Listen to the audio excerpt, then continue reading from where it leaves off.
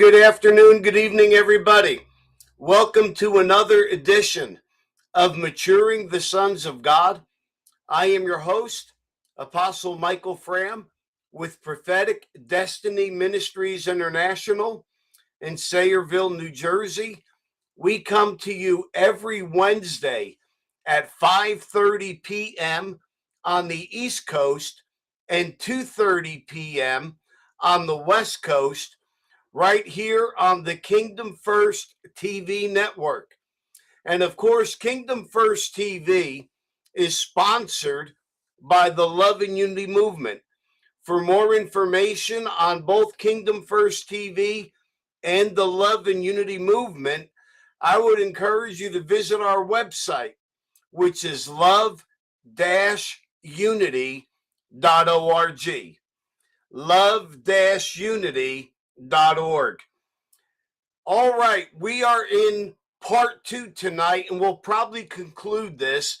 This has been a little mini series, 2 parts. Started it last week. I think we're going to finish it tonight, talking about safeguards in ministry. I felt very urgent in my spirit last week as I was praying early in the week about all of the exposure that we have seen and all of the big name ministers, it seems like, that have been caught up in scandals and in problems, and people that have had failings and have fallen and all those kinds of things. And it's really given the church a bit of a black eye. And so I began to have these thoughts, and I jotted down some bullet points and some thoughts that I think would really help us going forward. And there are safeguards that are available in ministry. And I think that some of these that have fallen and some of these that have been exposed, I think they were lacking some of the safeguards. And if you don't have these safeguards in place, you're basically on your own and you're not accountable to anybody. Nobody can correct you. Nobody can speak into your life. Nobody can tell you, yeah, that's good. And nobody can tell you, no, that's not good. So we started out last week by talking about 2 types of people that every leader needs to have in their life. Number one, they need people that KNOW them, people that know their gifts, know their calling, know their grace, know how they function and where they should be functioning. And secondly, every leader needs somebody or somebodies that can NO them. It's one thing to KNOW you, and it's another thing to have somebody that can tell you no. And we've seen that a lot of leaders through the years have surrounded themselves by yes men, and basically only yes men that would answer to them or speak into their life. And then whatever the leader decides they want to do, everybody in their circle just says, yes, yes. Oh, that's great. That's wonderful. And, the Bible tells us that there is wisdom in a multitude of counselors. But if all of your counselors are always yes men, and nobody has the ability to tell you no, or to tell you that's not the right thing, or that's off, then you are robbed of that safeguard. Secondly, I was talking last week as our time ended about the 3 mutuals in ministry. And the 3 mutuals are mutual submission, mutual accountability, and mutual honor. That we are mutually submitted to one another. And, submission is a word that has gotten a bad rap. It's actually a biblical term, but because of the way it has been used, it's become an abused term. And the word submit or submission literally carries with it the thought or the connotation of yielding to somebody else's authority. You know, when you're about to drive onto a highway, you have an entrance ramp, and you are driving on the entrance ramp, coming up to speed so that you can be with the speed of traffic that's already moving on the highway. But as you're coming on the entrance ramp, you have on that entrance ramp a traffic sign that says yield. And what that means is those that are already on the highway, they have the right of way. And it's your responsibility to yield or submit to them because they have the right of way. They're already going at 65 miles an hour or 70 miles an hour, whatever the case may be, whatever the speed limit is on that particular road. And so you yield to them. You're yielding to the oncoming traffic. And if the person doesn't yield, there's an accident fixing to happen. And so I believe we have mutual submission where we mutually yield to one another. And we've got a lot of people that only want to be the boss.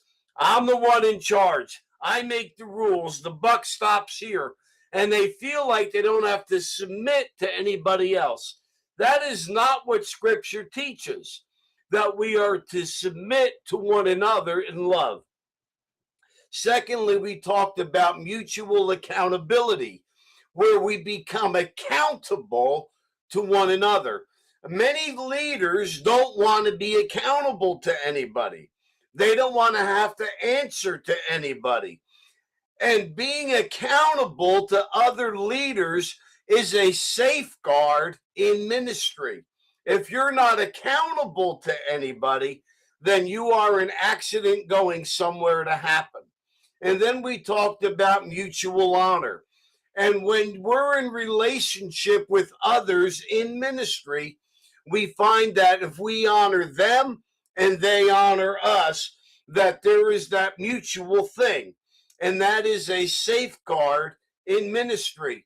If you as a leader don't honor anybody else in ministry, that it's all about you, and you're the greatest thing since sliced bread, and nobody can tell you nothing.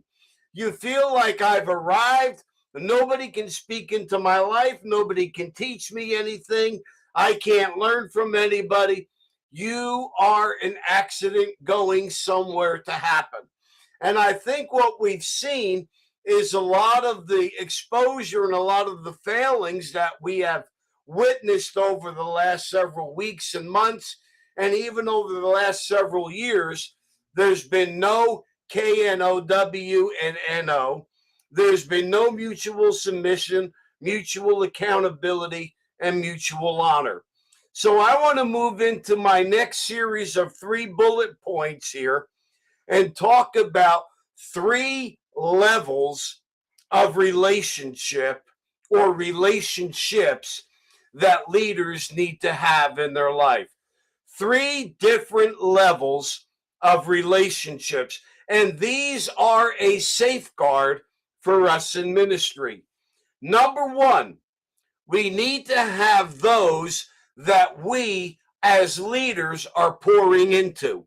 Whether we are mentoring them or fathering them or mothering them or teaching them or speaking into their life, one level is where you are the one that is pouring into those that are kind of beneath you. Now, I'm not saying they're beneath you, but it seems like you're pouring down. You're at different levels in ministry. The second level of relationship that I believe every leader needs is what we call peer level ministry, where you have people that are at the same level that you are at, and you interact with people at the same level as you. And then the third level of relationship is that as a leader, you still need people that pour into you. You know, I have often said when it comes to a fathering paradigm that we have biblical examples of father-son relationships throughout the Bible. We know that under the Old Covenant and in the Old Testament, we find that Abraham was the father of Isaac, and Isaac was the father of Jacob. And Abraham spoke into Isaac, and Isaac spoke into Jacob. And so Isaac was a middle generation who walked as a son to Abraham, but walked as a father to Jacob. So he was a transitional generation who knew how to be poured into and how to pour into who was coming behind him. In the New Testament, we find that Apostle Paul had a son in the faith that's referred to often in his writings named Timothy. And Timothy, Paul himself called a faithful son. He said, I don't have anybody else that has my heart but Timothy. And we know that when Paul wrote to Timothy, he told Timothy to commit these things to faithful men that they might teach others also. So Paul was pouring into Timothy, but then Timothy was in turn pouring into faithful men that would teach others also. And so we find that there is, in this dynamic of pouring into and being poured into, we find that there is an Isaac and Timothy generation. There's that middle generation that knows how to receive by being poured into, and then knows how to be the one that is pouring into others. And I think that's been a missing element that we have seen very often in ministry circles. We've had those at the top that have wanted to pour in, but because of that, there's nobody pouring into them. And this is where the peer level relationships become very, very important. Because if you are at the stage where you're a father or you're a mentor and you are the one that's pouring into others, granted, that middle generation is going to take what you are pouring, or is what's being poured out of you and into them. They're going to take that and then they're going to pour it in to another generation. That's the way the kingdom is set up. That's the way ministry is supposed to work. Now, when fathers are out there and maybe their father has passed on and gone to their eternal reward, who then is going to pour into the fathers? Who's going to speak to the fathers if their father is in glory and their father is no longer with them? Then what do? In their formation and in their development, they had a father, they had a mentor, they had somebody that spoke into their life, they had somebody that they were accountable to. But now their father or their mentor, the one that spoke into them, has passed on to their eternal reward. So now those fathers, who is it that's going to speak into their life? And this is where the peer level relationships become very, very important. Now, I'm going to make this really applicable and very plain and use the senior council of Love and Unity as an example. Some of you that watch Kingdom First TV, you are familiar with the Love and Unity movement, and you are familiar with our senior council. But for those of you that aren't familiar with Love and Unity and aren't familiar with the senior council, let me explain a little bit so I can illustrate the point that I'm trying to make to you about the peer level relationships and how important they are. Now, the senior council of the Love and Unity movement, we have a founder and a visionary who is the set man over the Love and Unity movement. And his name is Apostle Eddie Maestas. He is the senior leader. He's the visionary. He's the one that God gave the vision to. But God told him, as he was building Love and Unity, to build with other seasoned leaders, other apostles and prophets that he could gather around himself to be sounding boards to help him build Love and Unity. And one of the things that the Lord said to Apostle Eddie, and he would not object to me saying this publicly because he himself has said it publicly on numerous occasions in my own hearing, in person and virtually in Zoom calls and on live broadcasts. And he said the Lord told him when God commissioned him to begin Love and Unity, to bring leaders together out of love and out of unity, the Lord said to him, I'm going to send you people that are smarter than you. Some of them are going to be smarter than you, and they're going to help you. And I'm going to knit your heart to theirs and knit their hearts to yours. And together you will establish a movement in the earth. Well, God has done exactly that. God has brought people to Apostle Eddie that previously Apostle Eddie did not know. But God began to build a cohesive unit of senior leaders with years of ministry experience, those that have progressed through various stages and levels of development in ministry, having worn many hats and functioned in many ways and done multiple things and brought us into a covenant relationship together as a senior council. And most of those that are on the senior council have spiritual sons and daughters that they pour into. And all of them have had spiritual fathers and mentors in their lives. But in many cases, the spiritual fathers that they have had are no longer alive. They're in heaven. I know Apostle Eddie's spiritual father, Dr. Bob Lemon, who he walked with for some 35 years, has gone on to his eternal reward. I know that Apostle Ronnie Robinson, his spiritual father was Judson Cornwall, and Judson Cornwall is in heaven. I know Apostle Don Hughes has had several spiritual fathers, one of whom was his earthly father, was also a spiritual father to him, and he is also in heaven now.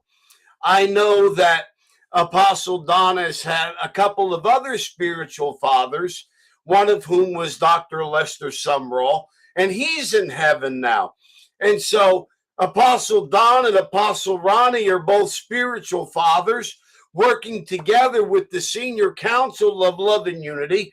Apostle Eddie has had a spiritual father, but all of their fathers are in heaven.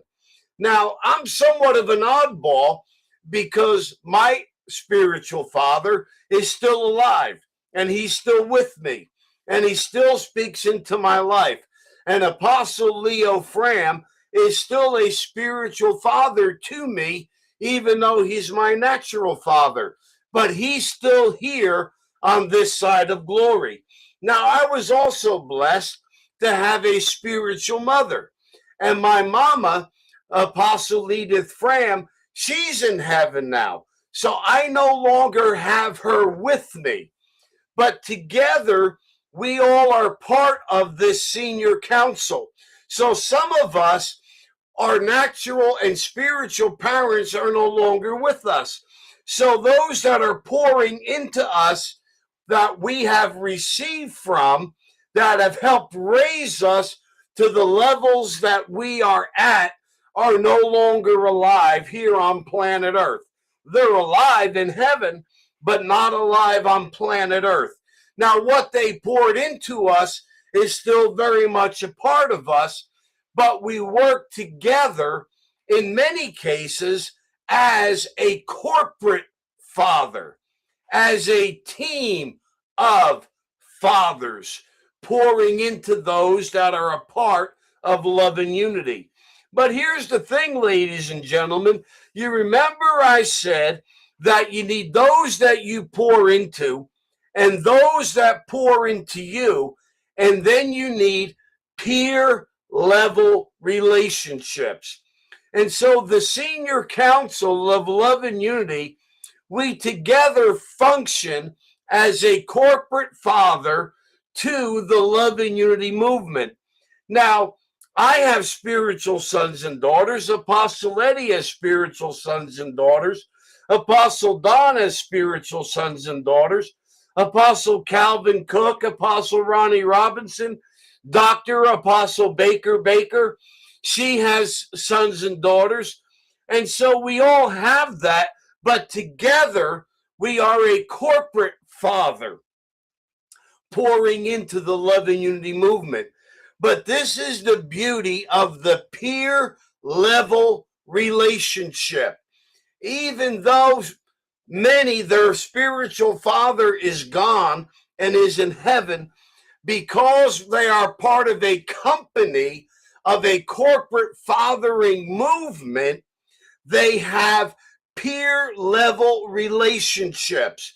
So it's not that nobody pours into them, but the rest of the Senior Council pours into us. So I am very grateful. I am blessed that I am a part of a company. And if Dr. Baker were to ever call me up and say, Michael, I want to talk to you. I want to talk to you about this. She has the right to speak into my life. I know Apostle Don Hughes. I trust him with my life, and he trusts me with his life. We speak into each other's lives. There are many times that we just say, I want to run something by you. Can you be my sounding board? This is where peer level relationships count. This is where they come in. Yes, we've been poured into, and yes, we are pouring into others, but yes, we have those peer level relationships. And I'll be honest with you, anybody that's part of the Senior Council of Love and Unity, we mutually submit to all the other members of the Senior Council of Love and Unity. That's part of the covenant that we make together as Senior Council members one to another. And any one of us can speak to any one of us at any given moment. I remember one time I made a statement on one of the Zooms, and you know me, sometimes I can come on a little bit strong. I can come on like gangbusters, and I said something rather strong. The next day, Apostle Calvin Cook called me on the phone, and he said, Michael, I want to talk to you. I said, yes, sir. He said, explain to me what you meant by this statement that you made. And I said, certainly. So I explained to him what I meant by the statement that I made. And then Apostle Cal said, oh, okay, I get where you were coming from. Well, that's the beauty of peer level relationship.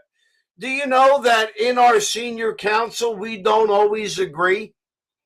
But we have agreed that the unity that we function in and function as is more important than our disagreements. And I've seen things where people will say, well, I'm just going to pick up the phone and call them. I'm going to send them a text and say, you got a couple of minutes that we can talk. I want to run something by you. I want to talk to you. And we have that amongst the Senior Council. This is peer level relationship. So we want those that we pour into in leadership. We want those that pour into us in leadership. And then we want the peer level relationships. In looking at those three levels of relationship, every leader needs to have them because it makes a continuous flow. There's pouring in and there's pouring out. There's pouring in and there's pouring out. And all of these things about the three mutuals and the three levels of relationship and the KNOW and the NO, what it really boils down to is this. Here's the question. This is the magic question, ladies and gentlemen. This one question is the summation of all of those bullet points that we hit last week and tonight. The question is this: who speaks into your life? Who speaks into your life? And the sad truth is that many that are in leadership and are in ministry don't have anybody that speaks into their life. Ladies and gentlemen, there are safeguards in ministry. There are things that are meant to be guardrails for us. You know, on the highway, when you're driving down the road, even if you're on a mountain winding road, they put guardrails up on the side of the road. And the guardrails are to keep you from going off the side of the road and down into a ravine. We need those guardrails. And so people that speak into our life, people that have earned the right to speak into our life, they are the guardrails. They are the safeguards that are in ministry. So who has earned the right? I'm not saying everybody has the right to speak into your life. Speaking into your life comes by relationship and out of relationship. Not every leader has the same right or the same authority or the same voice in my life as those that I am in covenant with. And there are some that I'm in closer relationship with than others. And those that I'm really intimate with, you know, I tell them, if you need to tell me to pull my head out of my posterior end, where I sit, if you need to tell me that, then tell me. That is a safeguard to me in ministry. And I think that's what keeps people down the straight and narrow. It keeps them from getting in trouble because they actually have some of these safeguards in place. They have people that speak into their life. And my time is gone for today. Ladies and gentlemen, if you got something out of this broadcast, do me a favor, hit the like button no matter what platform you're watching on, whether it's Rumble, whether it's LinkedIn, whether it's Twitter, whether it's YouTube, wherever you're watching it, hit the like button, hit the share button, and share this broadcast with somebody else, because if it ministered to you, chances are it'll minister to somebody else. Finally, let me just say this. It is my delight to do this broadcast weekly and to take the message of the kingdom around the world. And if you would like to partner with me and help me take the kingdom around the world, there are 4 ways right there: PayPal, Cash App, Venmo, and Zelle. Or you could click the QR code in the upper left-hand corner of your screen.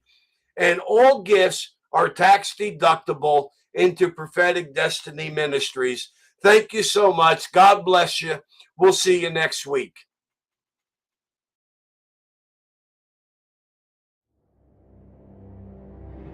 Thank you for watching Kingdom First TV, your station